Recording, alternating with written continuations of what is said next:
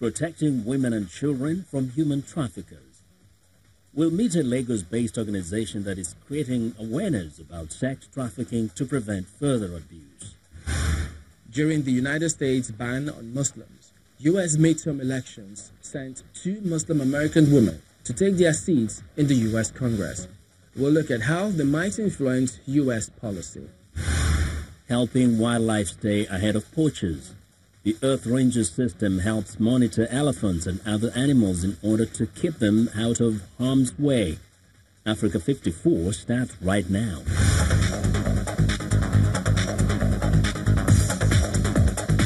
Hello and thanks for tuning into the show that goes around the continent to bring you stories near and far.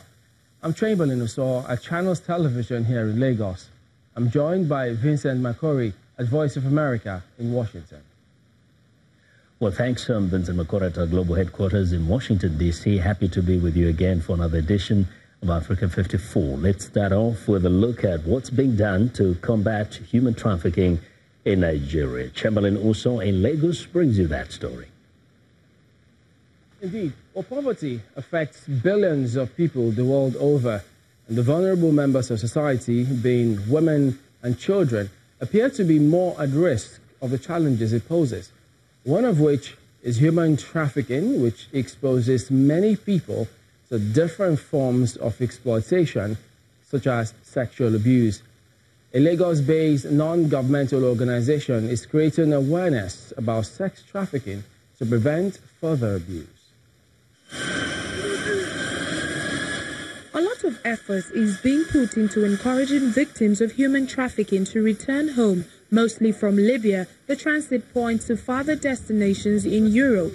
The genesis of the dangerous voyages they undertake is usually a promise of a better life abroad. I'm come here to take joy to America.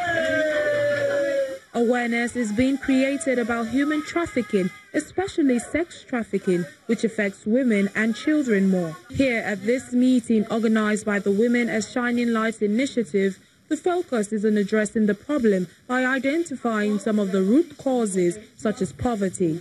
For some of the participants, declining social values are a big factor. You will see that people don't care where people get money.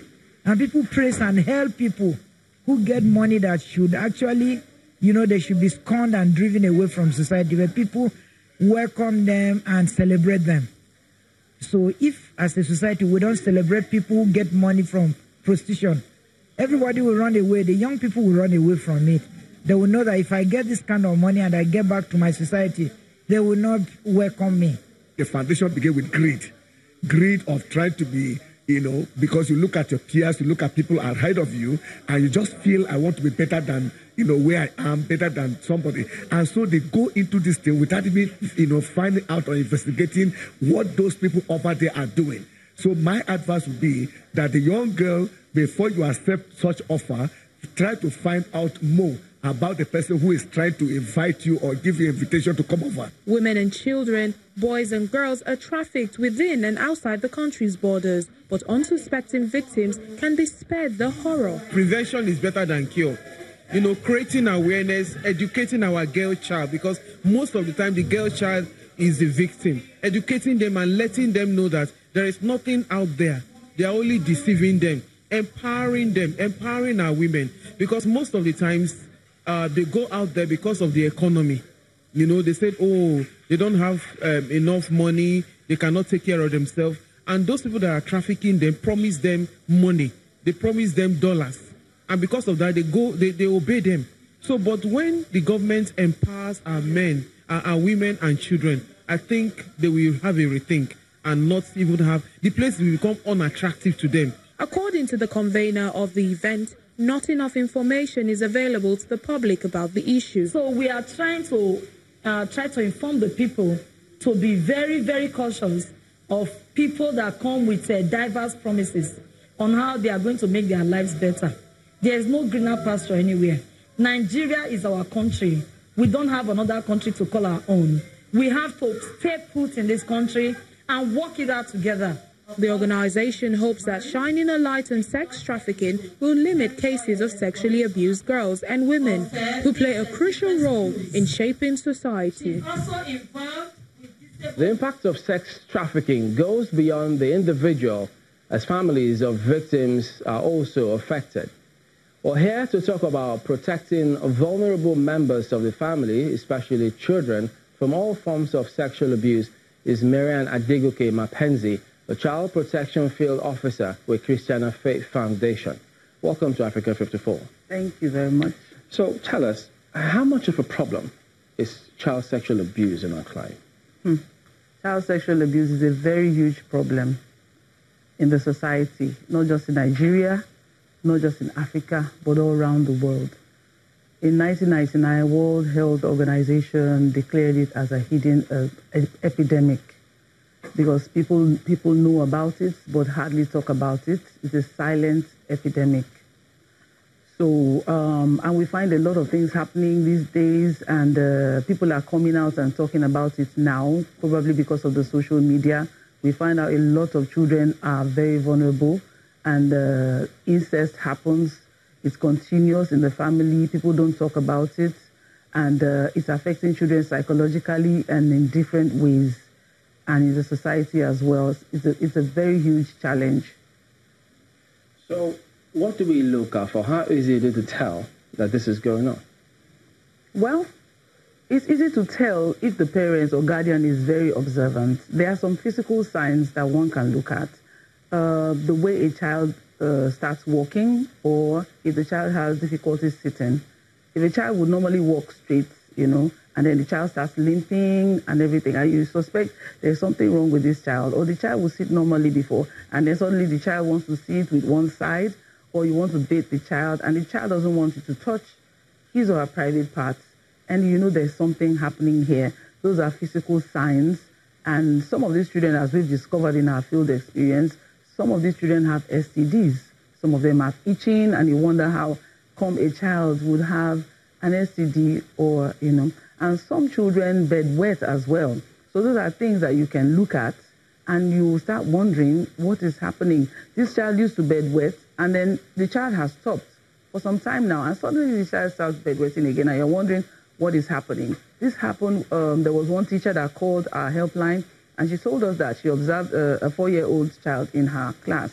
This child would pee on herself and be smelling, and she was wondering why this child would do that. This child normally would be so active and ask questions in class, but now this child will sit down quite docile and refuse to ask questions, and she'll pee on herself. She usually excused herself and goes to the toilet, So the teacher started suspecting something is wrong. So she took this child aside and questioned this child and discovered that this child was being sexually molested by her own father. So those are the physical signs that the teacher saw that this is very odd, So those are physical signs. There are also some children that start cutting themselves. We've had different examples. Some girls will come and start cutting themselves. We ask, why are you cutting yourself? She says the pain she's feeling inside. She wants the pain outside to dull that pain that she's feeling inside. And we find that some of these children, they used to enjoy maybe going to grandpa's house, and all of a sudden, I don't want to go to grandpa's house. Why don't you want to go to grandpa's house? They don't want to say. If the mother would question the child gently and patiently, she'll find out that probably grandpa is abusing this child. There's a particular girl who used to be afraid of somebody that wears a red tie. And when she was questioned, she said the man who abused her was wearing a red tie at that point. So whenever she sees anybody with a red tie, she just freaks out, So these are some of the signs that you observe, and you know that it's likely that this child is being abused or has been abused. And for some who used to have good grades, suddenly their grades fall. A very intelligent child who used to be maybe the first or second in class, and suddenly this child is at the bottom of the class, and maybe the child doesn't want to go to school, or the child used to be so active, and now the child is so, keeping to himself, and they're wondering what is happening. You need to ask questions, because these are some of the signs, both physical and behavioral, that you can use in telling if the child is being abused. Well, these are very disturbing signs. And, of course, the next one will be, how do you protect children from this? The parents have a huge role to play. The society generally have a huge role to play, but it starts in the home. There are some mothers who are so careless. You give your children to neighbors to take care of while you go to work or to the market.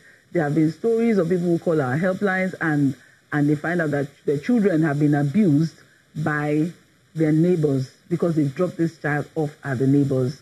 And some parents allow their children go for sleepovers without knowing properly that family that they are sending their child to. Some children have been abused during sleepovers by probably the brother or relative of their friends. So these are some of the ways that parents need to sit up and say, I need to take extra precautions. You also need to set boundaries. You can't just barge into the bathroom when one of your siblings are having their bath. You have to knock. You need to set boundaries. You need to respect each other's privacies. You need to talk to your children, let them learn the proper names of their private body parts. Some of these children don't know the proper names because we usually go to schools to educate and empower children. We believe that prevention is better than cure. We don't wait for it to happen. We make sure we go and educate the children, let them know the proper names of their private body parts so that if anything happens, we'll tell them no one is allowed to touch your private body parts. The parents need to do this themselves. All right, Marian Adegoke Mapenzi, Child Protection Field Officer with Christiana Faith Foundation. Thank you for talking to us today. Thank you. Well, I want to know what you think about Africa 54 and the stories we cover. Enjoy the conversation on Facebook. The address is Africa 54. And check out our headlines 24/7 on voaafrica.com. Coming up, a meeting of African Ministers of Health and Environment. They examine what can be done to reduce environmental threats to people's health.